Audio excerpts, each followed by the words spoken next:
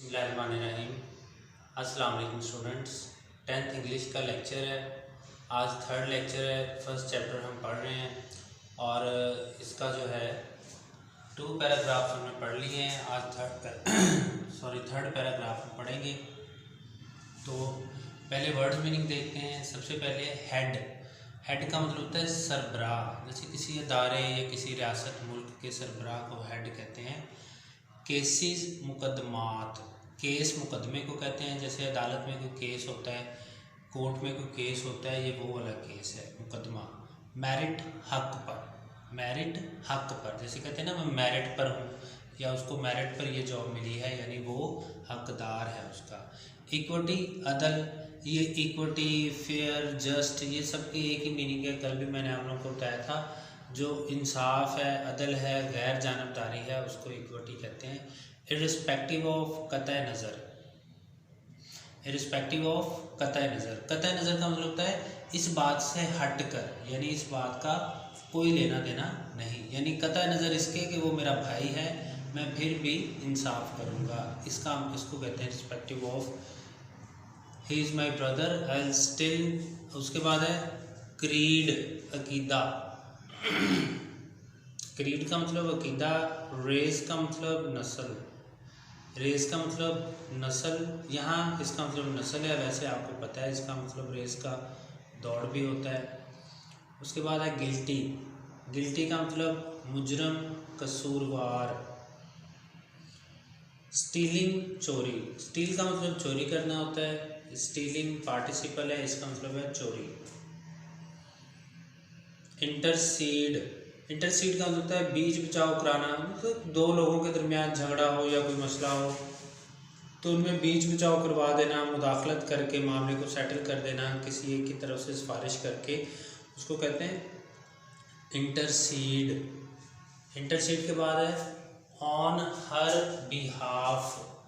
On her behalf का मतलब होता है उसकी तरफ से, यानी किसी की तरफ से। आप कहते हैं ना on behalf of my class, अपनी क्लास की तरफ से, तो उसको कहते हैं ऑन हर बिहाफ, उसकी तरफ से, यानी उस औरत की तरफ से। फॉरगिव, माफ़ करना, फॉरगिव माफ़ करना। फ्यूरियसली, गुस्से के साथ, फ्यूरियसली गुस्से के साथ, बहुत ज़्यादा गुस्से के साथ। र्यूनट, तबाह हो गई थी, र्यूनट तबाह हो गई थी। अप्लाइड, नाफिज करते थे। अप्लाइड का मतलब नाफिज करते थे। अप्लाई का मतलब दरख्वास्त करना भी होता है, लेकिन यहाँ पे मतलब है इसका नाफिज करते थे। ये इसके वर्ड्स में नहीं है। अब हम इसका जो पैराग्राफ ट्रांसलेशन है वो करते हैं।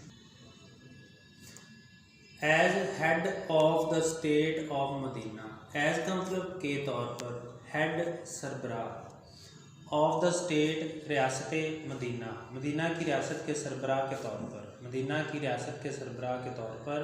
ही, आप सल्लल्लाहु अलैहि वसल्लम, डिसाइडेड, फैसला फरमाते, ऑल केसेस, तमाम मुकदमात का, ऑन मेरिट, हक पर, with justice, Insaf, and equity, और अदल के साथ, यानी अदल व इंसाफ के साथ तमाम मुकदमात का फ़ैसला फरमाते थे। इर्रिस्पेक्टिव, कतई नज़र, यानी बालातर होकर, ऑफ कलर, रंग, क्रीड, अकीदा, और रेस या नस्ल।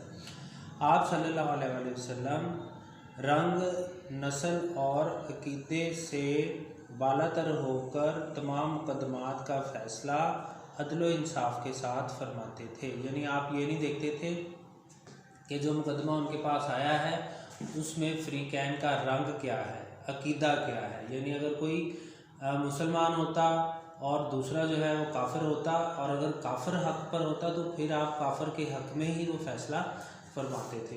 अगर कोई काला और गोरा होता और काला हक पर होता तो आप काले के हक में फ़ैसला फरमाते। यानी रंग, नस्ल और अकीदे से बालातर होकर तमाम मुकदमात का फ़ैसला आप अदल व इंसाफ के साथ फरमाते थे रियासत मदीना के सरबराह के तौर पर। वंस, एक मरतबा का जिक्र है, एक कुरैश वुमेन, कुरैश की एक खातून, वॉज फाउंड गिल्टी, कसूरवार पाई गई, मुजरिम पाई गई, ऑफ स्टीलिंग, चोरी की। एक दफ़ा का जिक्र है कि कुरैश की एक खातून चोरी की मुजरिम पाई गई। एक दफ़ा का जिक्र है कि कुरैश की एक खातून चोरी की मुजरिम पाई गई। सम पीपल कुछ लोग वांटेड चाहते थे, टू सेव हर उसको बचाना, कुछ लोग उसे बचाना चाहते थे, फ्रॉम पनिशमेंट सज़ा से, कुछ लोग उसको सज़ा से बचाना चाहते थे, इन ऑर्डर टू का मतलब होता है के लिए, प्रोटेक्ट हिफाजत करने के लिए, द ऑनर इज़्ज़त of the family of the Quraysh के ख़ानदान की। कुछ लोग उसको कुरैश के ख़ानदान की इज़्ज़त को बचाने के लिए सज़ा से बचाना चाहते थे। समझ आ गई ना। यानी कुरैश चूँकि बहुत एक आला मर्तबे वाला ख़ानदान था, तो जब कुरैश की एक खातून चोरी की मुजरिम करार पाई गई तो कुछ लोग कुरैश के ख़ानदान की इज़्ज़त को बचाने के लिए उस औरत को सज़ा से बचाना चाहते थे। दे आस्ट उन्होंने कहा हज़रत उसामा बिन ज़ैद रज़ियल्लाहु तआला अन्हु से, टू इंटरसीड कि आप बीच बचाव कराएं या आप सिफारिश करें, ऑन हर बिहाफ उसकी तरफ से, ऑन हर बिहाफ उसकी तरफ से मुराद यानी उस औरत की तरफ से। तो उन्होंने हज़रत उसामा बिन ज़ैद रज़ियल्लाहु तआला अन्हु से कहा कि उस औरत की तरफ से सिफारिश करें। हज़रत उसामा रज़ियल्लाहु तआला अन्हु रिक्वेस्टेड, हज़रत उसामा रज़ियल्लाहु तआला अन्हु ने रिक्वेस्ट की, दरख्वास्त की, इल्तिजा की दा रसूल सल्लल्लाहु अलैहि वसल्लम से, टू फॉरगिव हर कि उस औरत को माफ़ कर दिया जाए। तो हज़रत उसामा रज़ियल्लाहु तआला अन्हु ने रसूलुल्लाह सल्लल्लाहु अलैहि वसल्लम से ये दरख्वास्त की, ये इल्तिजा की कि उस औरत को माफ़ कर दिया जाए। द रसूल सल्लल्लाहु अलैहि वसल्लम वेरी फ्यूरियसली सैड, रसूल सल्लल्लाहु अलैहि वसल्लम ने बहुत गुस्से से कहा, रसूलुल्लाह सल्लल्लाहु अलैहि वसल्लम ने बहुत गुस्से से कहा, बनी इसराइल वॉज रूइनड, तबाह हो गई थी, बनी इसराइल तबाह हो गई थी। बनी इसराइल आपको पता है कौम थी हज़रत मूसा की, तो ये कौम जो है वो तबाह हो गई थी बिकॉज ऑफ दिस, इसी वजह से, ये कौम इसी वजह से तबाह हो गई थी। दे अप्लाइड लॉ, वो कानून नाफिज करते थे, टू द पुअर गरीबों पर, एंड फॉरगिव और माफ़ कर देते थे, द रिच अमीरों को, वो गरीबों पर कानून नाफिज करते थे और अमीरों को माफ़ कर देते थे। वो गरीबों पर कानून नाफिज करते थे और अमीरों को माफ़ कर देते थे। ये जो पैराग्राफ हमने पढ़ा है मैं आपको 1 मिनट में मुख्तसर दोबारा बता देता हूँ। इसमें क्या है, इसमें ये है कि मदीना की रियासत के तौर पर आप सल्लल्लाहु अलैहि वसल्लम तमाम मुकदमात का फ़ैसला रंग, नस्ल और अक़ीदे से बालातर होकर अदल व इंसाफ के साथ फरमाते थे।